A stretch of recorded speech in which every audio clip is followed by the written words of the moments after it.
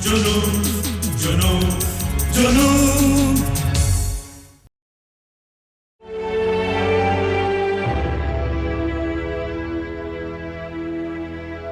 कुछ समझ में नहीं आया, ये सब कुछ किसने करवाया? तू कहाँ चली बेटे? बस अभी आई।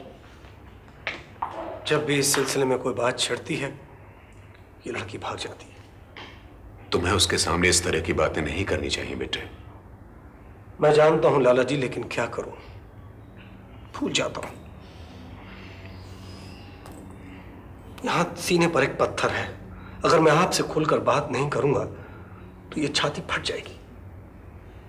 मैं जानता हूं बेटे, मैं समझता हूं। लाला जी, इस घर में इतनी बड़ी ट्रेजेडी हो गई, लेकिन चाचा मनमोहन नहीं आए।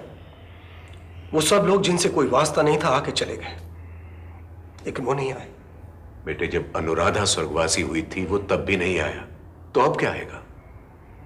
उस वक्त तो खैर उस चंट औरत के साथ वो गुड़गावा में गुलछर्रे उड़ा रहा था, लेकिन इस बार तो वो यहीं था। अरे नहीं आया तो ना सही, यहां कौन उसके लिए तड़प रहा है? मुझे पूरा यकीन है कि वो इस सारे साजिश की एक कड़ी है। वो गुंडा उसे वहीं उस होटल में शराब पिला रहा था। तो ये बात तुमने पुलिस को क्यों नहीं बताई? अगर तुम बताते तो पूरी की पूरी साजिश बेनकाब हो जाती। इसलिए कि मैं खुद उसके जरिए वहां पहुंचना चाहता हूं जहां इस साजिश ने जन्म लिया है। तुम्हें किसी पर शक है? हाँ, आपको भी अंदाजा होगा लाला जी, ऐसे ग्रूसम मर्डर के पीछे किसका हाथ होगा? सुमेर राजवंश? नहीं, उसे सीमा की हत्या करके क्या मिलेगा?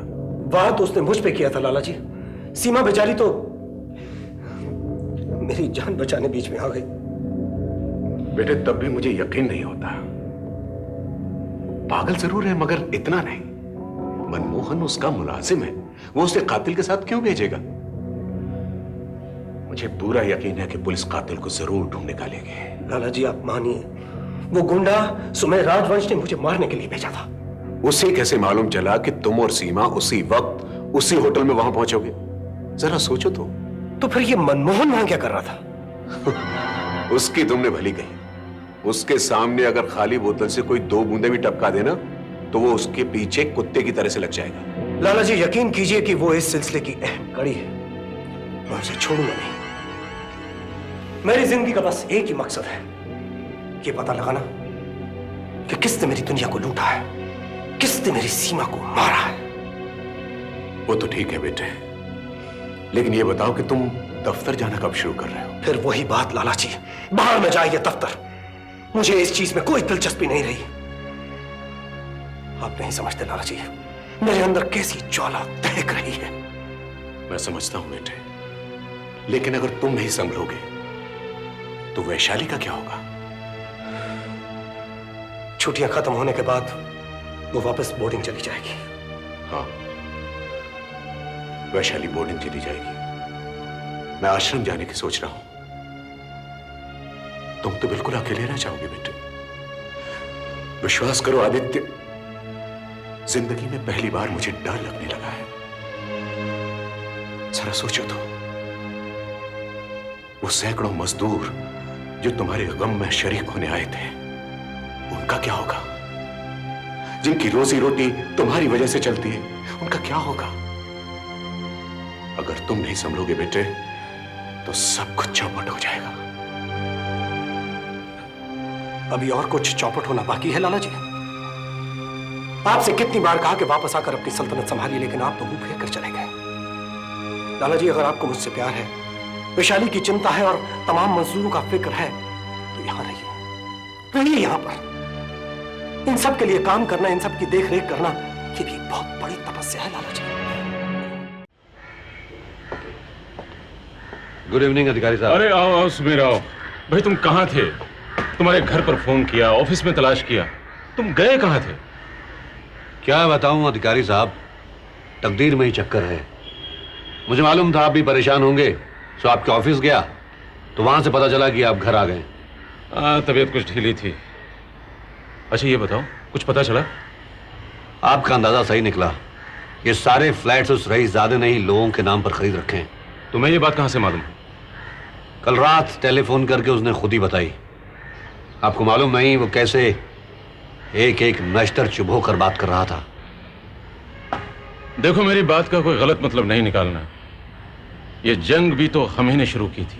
उस कातिल ने नहीं की। ये तो सीमेंट और गारे के मकान है अधिकारी साहब। उसने तो लोगों की जान लेकर हमें चुनौती दी थी। खैर, इस मुद्दे पर तो हम कई बार बात कर चुके हैं। ये बताओ कि तुम्हें अब क्या करना है? बेचने दीजिए उसे, अपना घर भी नीलाम करने दीजिए, लेकिन मैं अपने सारे फ्लैट्स वैसे की वैसे ही रखूंगा। खैर, वो तो बन गए, लेकिन जो बनने वाले, जिनके लिए तुमने मुख्तलिफ एजेंसियों से कर्जे ले रखे हैं, उनका क्या होगा? देखेंगे अधिकारी साहब, देखेंगे। अगर और कुछ नहीं हो सका तो मैं कम से कम कीमत पर अपने सारे फ्लैट्स बेचकर अपना काम जारी रखूंगा, लेकिन किसी भी हालत में राजवंश बिल्डर्स के बैनर को झुकने नहीं दूंगा। देखो सुमेर, अभी भी सुलह हो सकती है। मैं आदित्य धनराज को बहुत अच्छी तरह जानता हूं। मैं उसे अपनी तरफ से समझा दूंगा, फिर वो अपने रास्ते पर और तुम अपने, और झगड़ा खत्म। नहीं अधिकारी साहब, आप मेरी इस जंग को अपने अंजाम तक पहुंच लेने दीजिए। तबाही होगी सुमेर, तबाही होगी। वो बड़ी असामी है, इसलिए शायद बच जाएगा, लेकिन हम तो नहीं सुमेर, नहीं। Let us not be foolish. मैं फैसला कर चुका हूं अधिकारी साहब, अब मैं पीछे नहीं हटूंगा। आपको मालूम नहीं कैसे रीमा, बाबा और मां की रूहें मुझे तड़पाती हैं। अब देखना मैं कैसे उसे उसी की धार से खत्म कर डालूंगा। तो फिर मेरे पास क्यों है? आपको ये सब बताने के लिए। आपके बगैर मेरा और है ही कौन? वैसे क्या हम लोग उसे इस सारे मामले में कोर्ट में नहीं ले जा सकते? ले जाने में क्या है, ले जा तो सकते हैं, लेकिन इस मामले में उसे फ्रॉड साबित करना मुश्किल होगा। मैं फिर भी अपने दो एक दोस्तों से इस मामले में बात कर लूंगा। ठीक है, please let me know about it. जुनून जुनून जुनून जुनून